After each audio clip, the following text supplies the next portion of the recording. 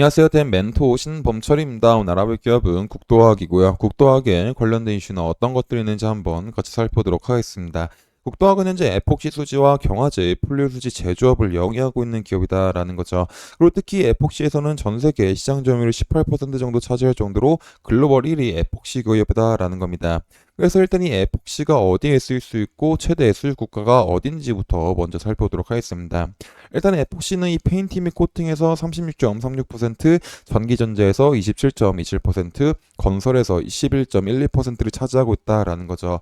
그래서 현재 에폭시 같은 경우는 이 건설업과 부동산업의 활기가 뜰 때 가장 많이 수요가 일어난다라고 보시면 될 것 같고, 글로벌 에폭시 수지 수요를 가장 많이 하고 있는 나라는 중국이다라는 겁니다. 그래서 국도화학이 에폭시로서 더 많은 매출을 올리기 위해서는 중국 쪽 부동산에 대한 경제가 다시 한번 살아나야 된다라는 겁니다. 그래서 이 부분과 관련된 이슈를 보게 된다면은 일단 중국의 부동산은 현재 생산과 소비 및 투자 등 내수 분야에서 중국 경제 성장을 이끌고 있는 핵심 동력의 역할을 하고 있다라는 거죠. 그래서 핵심 동력인 역할을 하고 있는 만큼 부동산 관련 업종이 차지하고 있는 비중이 중국 내에서 약 25%다라고 보시면 될 것 같습니다. 그래서 25%만큼 경제적 파급 효과가 상당한 분야가 부동산이다라는 거죠. 하지만 이 부동산 파급 효과가 상당하지만 최근에는 현재 규제 강화와 투자 심리 위축 등으로 인해 가지고 2021년도부터 이후 부진한 흐름을 보여주고 있다라는 겁니다. 그래서 현재 부동산 개발 기업의 자금 조달이 여건이 악화가 되고 있고 대형 부동산의 개발 기업들이 잇따라서 채무 불이행 위기에 빠지게 되면서 부동산의 시장이 빠르게 위축이 되고 있는 상황이다라는 겁니다. 특히 2021년도 9월 달에는 헝다그룹이 디폴트 가능성이 부동산 가격 하락 및 급감의 트리거로 작용했었고 이후에는 수낙차이나나 컨트리가든 등 여타 주요 대형 부동산 개발 기업들이 채무 불이행을 위기에 빠지게 되면서 부동산 시장 전반적인 전체 불안감이 연쇄적으로 확산이 되고 있다 보니까 중국 부동산 경기 지수가 지속적으로 하락을 하고 있는 모습을 보여주고 있다라는 거죠. 결국 이 중국 부동산 경기 지수라는 거는 중국의 부동산 업황을 대표하는 지수로 이제 100을 상회하게 되면은 부동산 경기가 호전이 되고 하회를 하게 된다면은 부동산 경기가 둔화를 의미한다라는 겁니다. 결국 앞서 말했듯이 중국 부동산 경기 지수가 지속적으로 하락을 하고 있는 모습을 보여주고 있다라는 거죠. 결국 중국 부동산은 부동산 기업의 채무 불이행 이기에 따라서 공사 지연 및 중단 등 영향으로 인해 가지고 투자 심리도 굉장히 위축이 되고 있는 모습을 보여주고 있다라는 겁니다.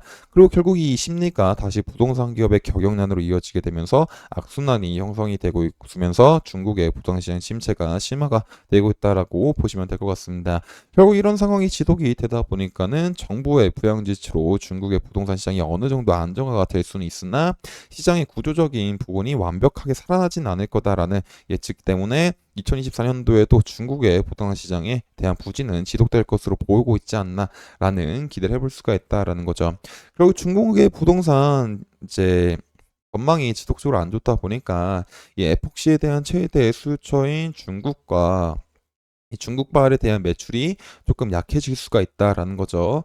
그래서 국도학에 대한 매출액이 이제 중국 부동산이 살아났을 때만큼 증가하기에는 조금 힘든 부분이 있다라고 볼 수가 있을 것 같습니다. 하지만 그래도 기대할 시장은 여전히 존재한다라는 거죠. 그게 어디냐면은 바로 인도다라는 겁니다. 특히 인도 같은 경우는 최근에 이 100만 명 이상의 도시가 68개에 이르게 됐고 또 현재 인도 인구의 33%가 도시 인구로서 존재하고 있고 2030년도에는 40% 이상으로 확대가 될 전망이다 보니까는 도시 지역 쪽에 거주하는 인구가 지속적으로 증가하고 있는 만큼 추가적인 주택 창출이 필요한 상황이다라는 거죠. 그래서 현재 인도 시장 쪽에서는 건설 산업이 활발한 상황이다라는 겁니다. 그리고 현재 인도에서 발표한 인프라 개발주 내용을 보게 된다면은 여기 주거 부근에서 증가하는 주택 수를 충족하기 위해서 향후 5년간 2천만 채의 주택을 건설할 거다라고 나와 있다라는 거죠. 그것도 에폭시 같은 경우는 이 주거뿐만 아니라 전기차나 항공, 국방 쪽에서 쓸 수 있는데 이 부분에 대한 이제 것도 나와 있다라는 겁니다. 특히 항공국 쪽에서는 인도 지역 공항 개발 계획 및 기존 공항 확장 및 신규 공항 건설 신설 지속을 하다 보니까는 이에 따른 페인트에 대한 수요가 지속이 되게 되면서 국도하게 하고 있는 에폭시에 대한 수요가 증가할 수 있는 상황이 마련되고 있다라는 겁니다. 그리고 이 철도 쪽에 대해서도 이제 사용이 되다 보니까는 도로 건설을 위한 이제 페인트나 이제 다른 것들이 추구해서 이제 복시가 많이 사용될 수 있다라고 보시면 될 것 같습니다. 그리고 특히 이제 인도 같은 경우는 전체적으로 2024년도 2월 1일 날에 이제 예산 발표를 했었을 때 전년도보다도 약 6.1% 증가한 금액을 발표했다라는 거죠.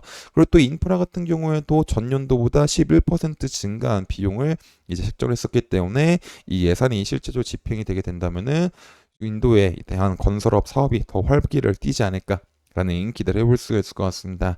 그래서 이 중국 쪽에 대한 매출은 줄어든다고 하더라도 국토학은 또 인도에 대한 영향력이 있기 때문에 이 인도에 대한 추가적인 이제 건설업 상승으로 인해 가지고 매출액을 올릴 수 있을지 한번 지속적으로 살펴야 될 것 같습니다.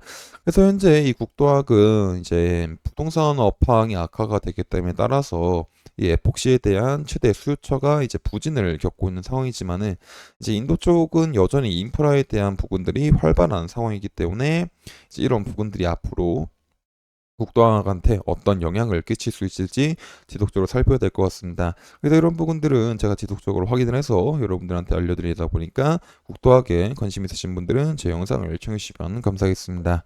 그래서 국도학에 대한 주가도 한번 같이 살펴보도록 하겠습니다. 일단 국도학에 대한 주가는 이제 고점에서부터 이제 지속적으로 가격이 하락을 했다라는 거죠. 그리고 다시 이 부근에서 이제 바닥 박스권을 형성하나 했지만 이 박스권 하단을 이제 돌파를 하게 되면서 추가적인 하락이 나왔다라는 겁니다.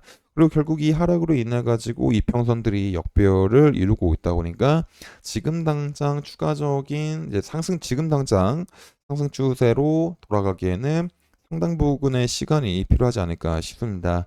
그리고 게다가 현재 이 석유화학 기업들은 현재 업황 자체도 좋지 않다 보니까 이 매출액이 지속적으로 나아지지 않을 거라는 실망감 때문에 이 실망 매물이 지속적으로 쏟아지고 있다 보니까 지금 당장은 국도학이 부근에서 하락을 멈출지를 한번 살펴보면서 관망하는 것이 좋지 않을까 싶습니다. 그래서 만약에 관망을 하면서 얘네들이 바닥을 잘 만들게 되고 이 라인을 돌파하는 흐름이 나오게 된다면은 뭐 추가적인 반등도 생각을 해볼 수가 있겠죠. 하지만 추가적인 반등이 나온다고 하더라도 여전히 이 부분들에 대해서는 강한 매물대가 있기 때문에 소폭 눌림이 날 수가 있는 상황도 생각을 해봐야 될 것 같습니다. 그래서 국도학 같은 경우는 주가에 대한 움직임도 꾸준하게 체크를 해봐야 될 것 같습니다. 그래서 국도학 같은 경우는 결국에 현재 업황이 점점 나아지고 있지 않다 보니까 좀 실망감이 조금 많이 쌓이고 있어서 주가가 조금 하락을 하고 있긴 하지만 중국에 대한 부동산 시장이 다시 한번 살아나게 되게 된다면 에폭시에 대한 수요처도 다시 살아날 수 있고 그에 맞춰서 인도 시장도 다시 활발한 모습을 보여주게 된다면은 국도학에 대한 매출액이 오르게 되면서 주가도 다시 한번 상승할 수 있지 않을까라는 기대를 해볼 수가 있을 것 같습니다. 이상 대현 멘토 신범철이었습니다.